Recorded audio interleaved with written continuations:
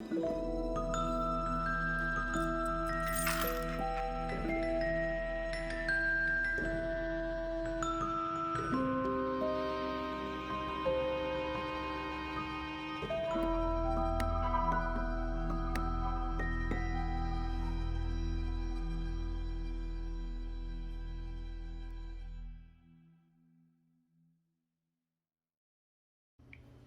everyone and welcome back.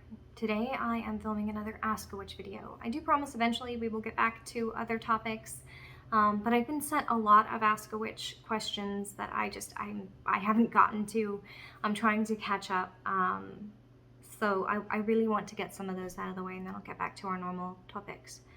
As a reminder, Ask a Witch videos ask us our personal opinions. Any staff or volunteers for Sanctum who answer an Ask a Witch question are answering it from their personal biased perspective, and I have a really aggressive take on this one. Trigger warnings for today's discussion. We're talking about fat phobia, diet culture, racism, eugenics, eating disorders, and there's a lot that might be very triggering for certain people. I know it would be triggering for me to watch, and I'd have to be in the right headspace, so have the warning in advance. The question that I was sent was about spells for weight loss. I was asked if I could, as a witch, share what spells I would use for weight loss. No judgment to the person asking. Please don't take this as me attacking you. If anything, I'm very sympathetic. As much as I have tried to not internalize the pervasive diet culture that is everywhere around me at all times, I know that I've internalized some of it. I know that I catch myself with unhealthy habits around dieting and exercise and goals I set for myself, and that I need to work on my own internalized diet culture as well. So this is not an attack on you for asking the question. Spoilers, I'm not going to be providing any spells for weight loss at the end of this video. What I want to talk about is how damaging the idea that fat is bad or immoral or unhealthy is in our culture, and how that's woven into a white supremacist culture within herbalism and magic. This may end up being kind of a two-part video. I feel like I'm going to spend so much time talking about one issue that I won't get to the other. So likely there will be a follow-up video that talks about white supremacy in the herbalist community and in the natural health community, especially on social media, and the Crunchy to Nazi pipeline. But I don't think I'll be able to get into that in the course of this video. So I want to start by saying that I have seen all kinds of claims everywhere about the dangers of obesity. I have seen it on TikTok, Facebook, Tumblr. There is a lot of white supremacist, eugenics-y, thinspiration, pro-eating disorder content. I'm not even sure how else to refer to it as. And they make these big claims, and you see these claims coming out of the medical community as well. So recently, the chief of epidemiology at a major medical school said on the Scientific American Observations blog that obesity is the biggest threat to the health of our nation. This is fundamentally incorrect. This is just straight up wrong. We know the three leading killers of people in the United States right now. One is cardiovascular disease, that's the top. Second is cancer, and the third is COVID-19. I have a whole rant that I want to go on how frightening this is, because when we look at like cardiovascular disease, that's an umbrella term. It's every kind of cardiovascular disease. When we look at cancer being the second leading killer, that's an umbrella term. It's every kind of cancer. But when you say COVID-19, not viruses are the third leading cause of death in the United States, not respiratory illnesses. No, just this one virus, just this one is the third leading cause of death in the United States. But sure, the pandemic's over. Every year, approximately slightly under half of United States citizens make a resolution to work out more or go on a diet. What? Like 40%. That's a huge amount of people who are self-reporting that they are pledging to work out more and or eat less every New Year's. As a country, we spend over $30 billion on diet products annually. An estimated 45 million Americans diet every year. It is everywhere on social media. Do this to lose weight, do this to lose weight, do this to lose weight. Work out this way, work out this way, work out this way. Even if you try to steer away from it, the algorithms just keep pushing it. And that is because it is a billion-dollar industry. It makes a lot of money if people feel bad about their bodies. If people don't like how they look, they spend money to try and fix it. And unfortunately, our for-profit medical system is not helping that. A lot of diet culture is rooted in the idea that there is one way to look, one way to be, and that in order to be worthy or considered good, you have to fit into that mold. That mold fits hardly anyone. It just doesn't fit most people. But there's a moral incentive that's placed upon trying to fit into it. And that moral incentive is based in a racist, white supremacist, puritanical, Calvinist culture that treats it as a spiritual, religious, emotional, moral failure not to look a certain way. We stigmatize and impose shame on bodies, whether individually or as a group of people. We vilify fat people, and thinner people are taught from a very young age prejudice against fat people and fear of becoming fat. I'm using fear as the accurate word here. It's not an exaggeration. We have a major problem with eating disorders in teenagers because they are afraid of becoming fat. They think it would mean that they are a bad person. When every aspect of the world around us, from the medical world to our educational institutions to our influencers that are practically the new spiritual leaders of our culture, to just everything, the advertisements everywhere you go are saying we have to eradicate obesity. That's not talking about like individual fat cells. We're not talking about like that Doctor Who episode where people's fat jumped off and became little adipose babies. We're not saying kill the adipose. We're literally saying that we have to eliminate fat people. When you say let's eradicate this, you're literally talking about people. There are fat people who exist. And this idea that there are some bodies that deserve to exist and some bodies that don't deserve to exist, that's rooted in eugenics. That is eugenics. It's just rebranded. It's rebranded as focus on your health and feel better about yourself, instead of I think that you deserve to die because you have a fat body. But the things that they push for you not to be fat anymore kill people.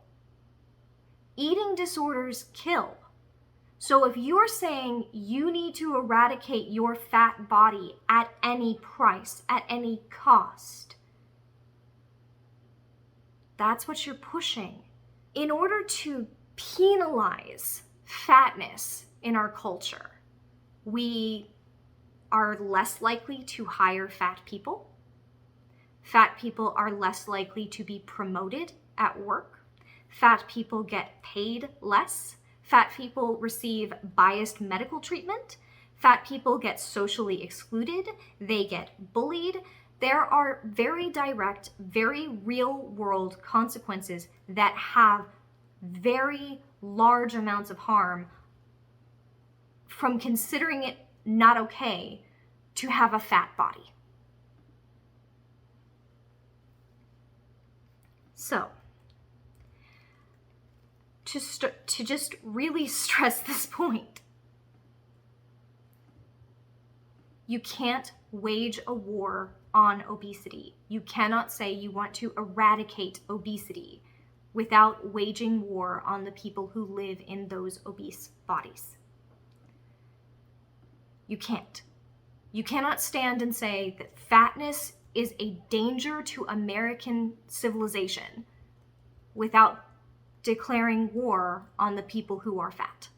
Okay, so now that I've really belabored the point that we are waging war on fat people in our culture, let's talk about some of the other elements of this.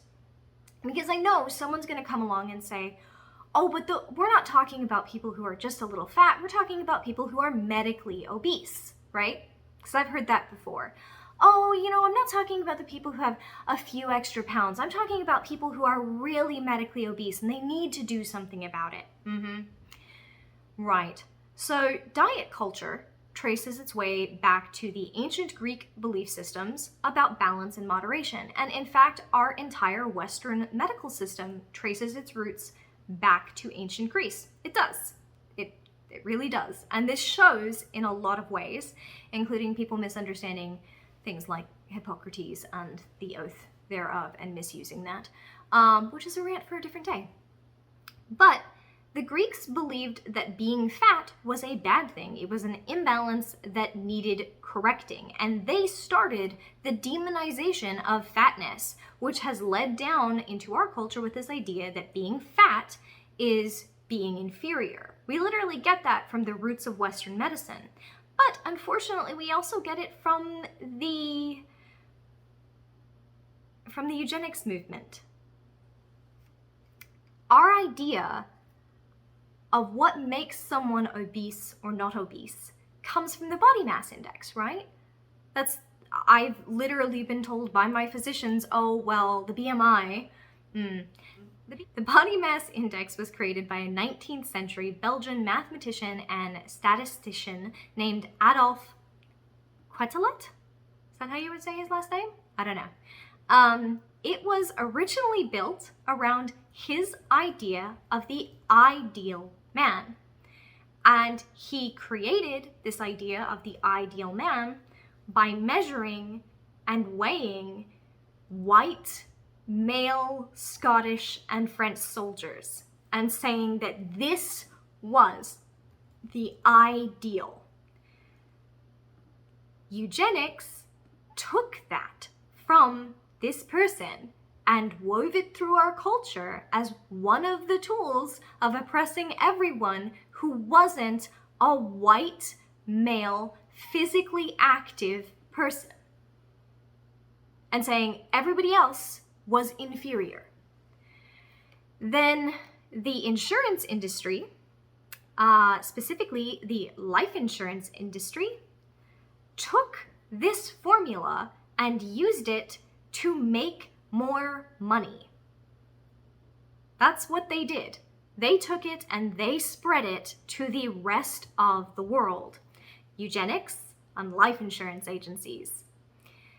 There is no physiological reason to measure someone the way that Quetelet measured people. It doesn't make any sense. He had to square the height to get a formula that matched overall data.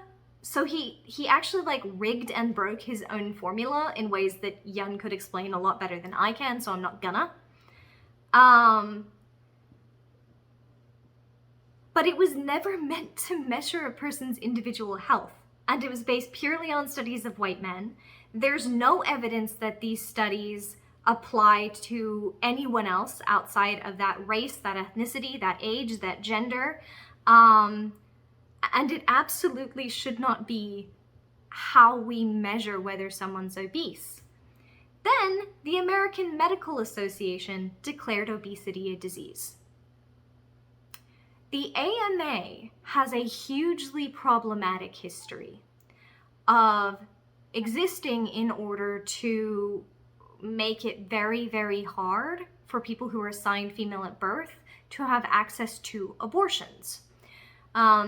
They have a long history of eugenics. They have a long history of shutting down hospitals that were run by Black people, that were run by people who were assigned female at birth. The AMA has always been a racist institution that has done really, really horrible things. After they declared obesity a disease, which, by the way, overrode the recommendations of their own expert panel at the time, which stated that correlations between obesity and morbidity and mortality rates did not establish causality, and that medicalizing obesity would lead to further stigmatization and unnecessary treatment. That was their expert panel. It said, don't do this, and they did it anyway. But then later in the 90s, they changed the BMI. They changed the definition of obesity and being overweight overnight, and 29 million people were suddenly declared overweight and obese in a 24-hour period. Were they obese before that? And yet still, we use the BMI today. Our doctors use the BMI today. And in fact, they are required, if they accept certain health insurances, if you are over a certain number on the BMI, to bring up your weight to you and to try and encourage you to lose weight. If you've ever gone to your doctor and been like, I am here because I sprained my ankle, why the fuck are you talking to me about how much I weigh? It is because the insurance industries literally require that they do so, or they won't be allowed to accept that insurance anymore. Additionally, and I know this video is getting long, I want to talk to you about why calories are bullshit. Calories are an outdated science. They are just completely outdated, and we now know that it doesn't work. To start with, the bomb calorimeter that was invented to measure calories was invented by a man named Wilbur Atwater, who was later convicted of donkey molestation and mail fraud. The bomb calorimeter actually burns things and then assigns a calorie count based on how much heat it puts out. Our bodies don't actually burn things. I know we talk about like, oh, well, we burned this and burned that inside our bodies, but unless you are literally on fire, you are not burning the food that you ate. So it's irrelevant. Additionally, if it worked that way, then if you ate a gram of plutonium, you would eat 20 billion calories. And you would need 7,000 years to burn that off. But you wouldn't actually gain any weight from that. You would just die of radiation poisoning. One study found when people were fed upwards of 10,000 calories per day and limited their exercise, which according to caloric math would mean that they were gaining a pound or more every day, after several months, they had not gained that weight. They had not gained the amount of weight that people thought they would. In fact, they barely gained any at all. In a different study performed during World War II, a bunch of people enrolled in a starvation diet study. And everyone thought they would lose a bunch of weight. And they didn't. They didn't. The Nurses' Health Initiative study followed 50,000 people who were assigned female at birth over 9 years. They found that reducing calories by 300 calories per day and increasing exercise should have had these people lose several pounds each month. But that didn't happen. And in fact, the people who were in the excessive exercise and low calorie group only lost 1 kilogram over 9 years, and really didn't lose much compared to the control group at all. Why this is that calories are bullshit, and additionally, your body optimizes. The aim of your body is to maintain homeostasis. So if you starve yourself and work out more, it will just do more with less. And if you eat more and exercise more, then it will adjust to that too. It will just keep adjusting. Even a cursory examination of recent weight research will demonstrate to anyone who's looking for it that despite decades of trying, they have found no evidence that calorie cutting or really strict exercise routines prevents or reverses obesity at all. At all. It doesn't work. We know it doesn't work. We've known it doesn't work for a very long time. And yet, that is what we tell people to do. What we seem to be incapable of understanding is that obesity is not causative for some of the health difficulties that we see in obese people, but rather there is a correlation between the things that make a person fat and the things that make a person sick.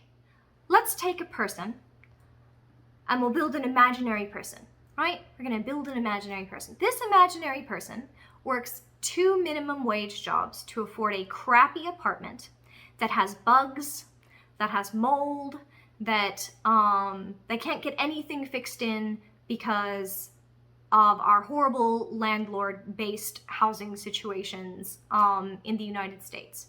This person works 2 horrible minimum wage jobs that leave them absolutely exhausted, and additionally, they live in a food desert. If you don't know what a food desert is, look it up. So every day, they work their butt off for these 2 minimum wage jobs, and they have no health insurance. This person may wind up overweight because they don't have access to fruits and vegetables and healthy whole grains, because they don't have the money to buy those kinds of foods because they are more expensive, because they are eating things that aggravate existing health conditions, because they're breathing mold.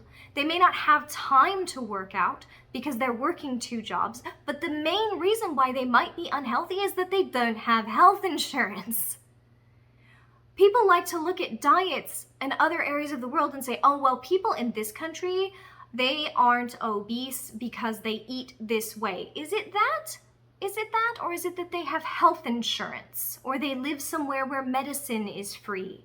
Or they live somewhere where they can run tests on their hormones, on their thyroid function, and someone can say, hey, this is what's wrong with you. It's not fat that's making you sick, it's sick that's making you sick, and let's cure the sick.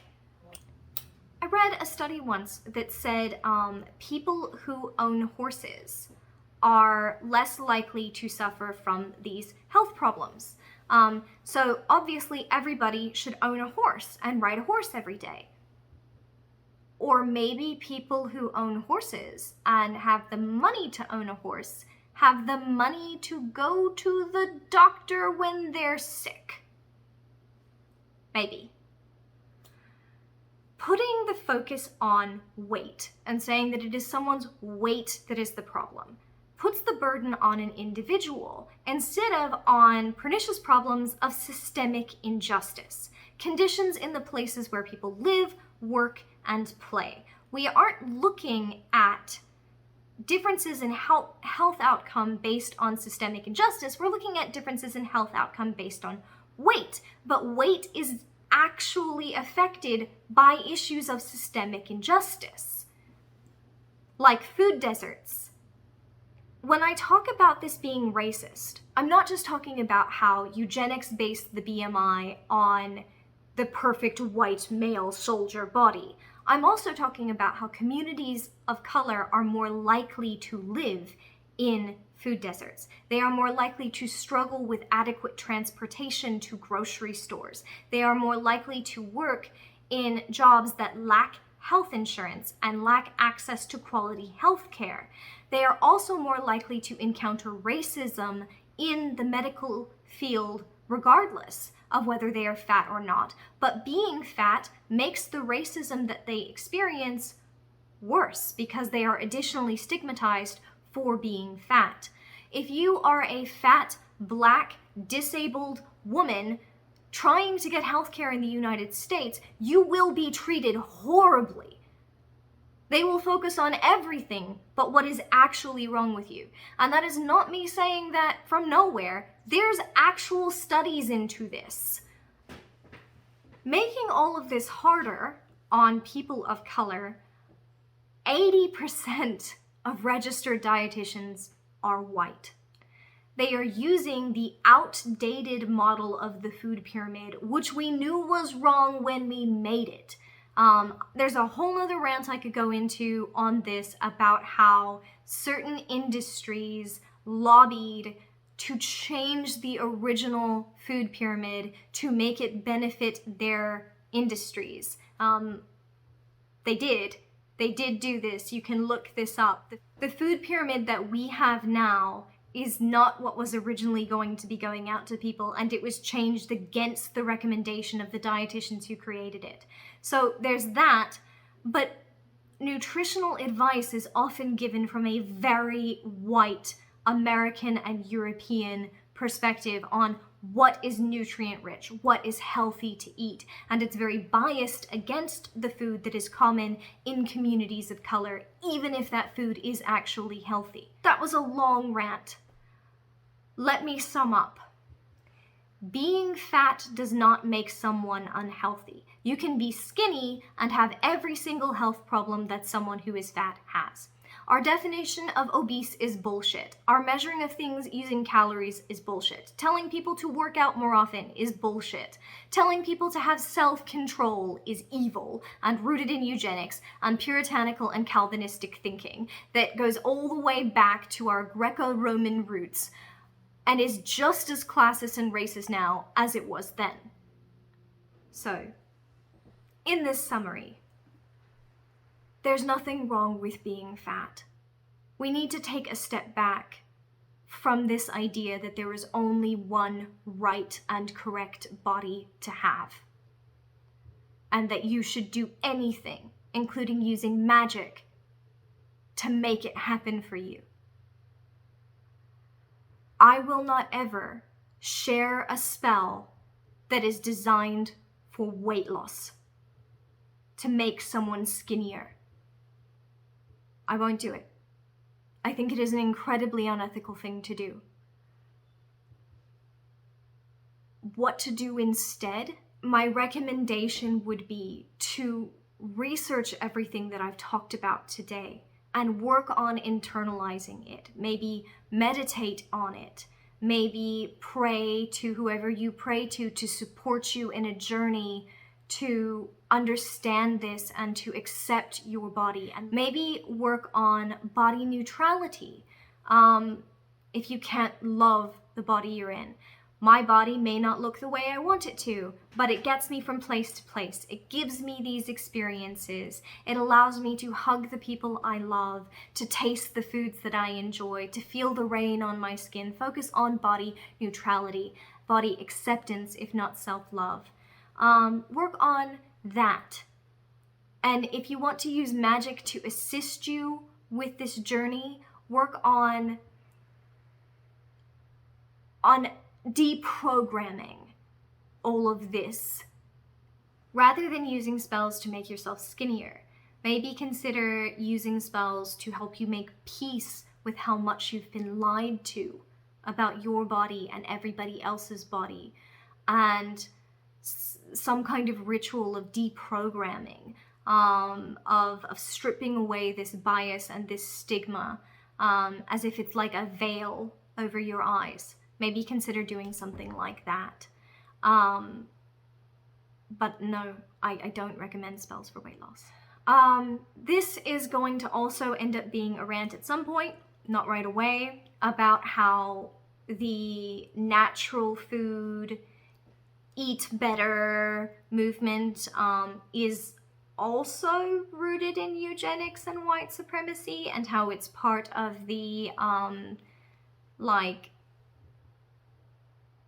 crunchy gardening community pipeline to Nazism, and how that's infiltrated the herbalism community, but that'll be a later rant.